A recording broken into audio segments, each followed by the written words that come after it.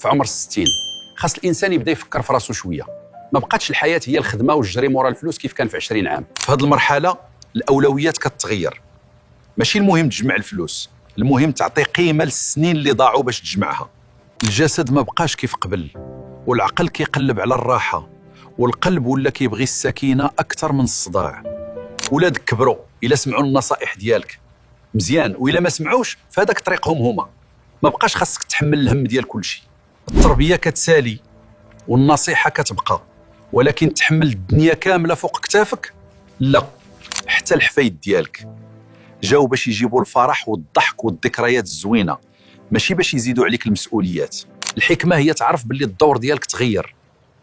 في عمر 60 عيش الهدوء ديالك، سافر الا قدرت، تمشى بشويه، جلس مع راسك في الهدوء ودوز وقت زوين مع شريك حياتك بلا زربه.